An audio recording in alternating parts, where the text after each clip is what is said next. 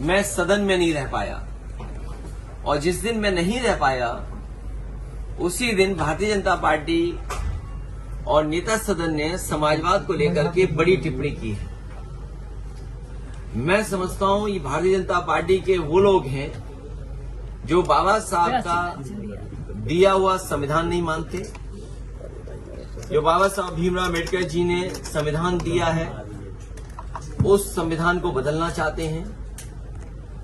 ये समाजवाद शब्द तर्क में ये सरकार कह रही कि बाद में आया, लेकिन अगर हम अपने समाज को देखें या हम अपने समाज को समझें तो भारतीय समाज हमेशा समाजवादी समाज के रूप में ही आगे बढ़ा है, जिसमें समाज के लोगों ने एक दूसरे का सम्मान करना, एक दूसरे को कैसे साथ लेकर के जाएं, और जो हमारे संविधान में व्यवस्था दी है कि हमारा जो समाज बने वो समता मूलक समाज बने।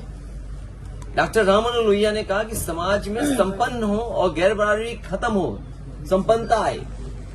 वहीं हमारे नेता सदन का ये कहना कि समाजवाद मृग तृष्णा है और न जाने क्या क्या कहना, जिस भाषण से उन्होंने वो लाइनें निकाली हैं, मुझे दुख है इस बात का।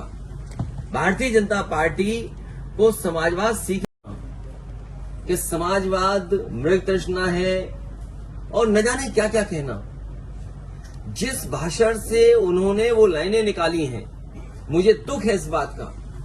भारतीय जनता पार्टी को समाजवाद सीखने के लिए इतने लाइनें ढूंढनी पड़ी, अंग्रेजी को हिंदी में करना पड़ा। हमें भारत के लोगों को याद है कि अंग्रेजों को भगाने के लिए न जाने कितने लोगों ने कुर्बानी दी है, हमारे न जाने कितने लोग शहीद हुए हैं, जाने गए हैं। कई ऐसे लोग हैं जिनका सब कुछ चला गया, छिन गया, निछावर कर दिया उन्होंने देश की आजादी को और आजादी दिलाने के लिए, और ये वही लाइनों को दोहरा रहे हैं यहां पर। दुख है इस बात का कि जिन्हें समाज को बराबरी नहीं लाना है, राम राज्य नहीं लाना है। और मैंने कई बार कहा कि जो राम राज्य है वही समाजवाद है। अगर राम राज्य की शुरुआत करनी है तो उसकी प्रस्थान बिंदु अगर कोई हो सकती है तो वो समाजवाद है। अब आप ये कहते हैं सबका साथ सबका विकास, समाजवादी सिद्धांतों पे चले बिना सबका साथ सबका विकास कैसे संभव है?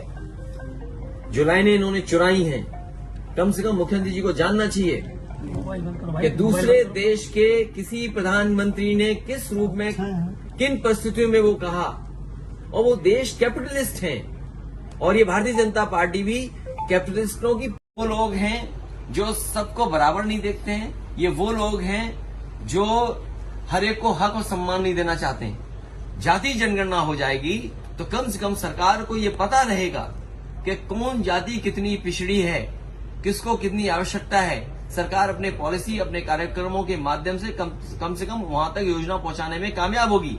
आज बहुत सारी जातियां हैं जिन तक तमाम योजनाएं नहीं पहुंच पा रही हैं। ये जाति जनगणना खुशहाली का रास्ता होगा। जाति जनगणना समाज में जो एक दूसरे के प्रति भारतीय जनता पार्टी समय समय पर भेदभाव पैदा करती है, खाई पैदा करती है, वो खाई खत्म होगी। सवाल किए थे, एक भी सवाल का जवाब नहीं दे पाए। एक भी सवाल का जवाब दिया हो तो बता दीजिए आप। ये सरकार वो जो बजट नहीं खर्च कर पा रही है, ये सरकार वो जो हमारे किसानों को धोखा दे रही है, ये सरकार वो जो आज भी सदन में कह रही है, और देखिए कितने कॉन्फिडेंस से सरकार कह रही है कि सबको रोजगार दे दिया। बेरोजगारी दर क्या 4.2%। इसका मतलब ये हुआ कि हर गांव में रोजगार नौकरी की भरमार है, कोई बेरोजगार गांव में नहीं बैठा। ये भारतीय जनता पार्टी का सपना है? क्या ये सच्चाई है?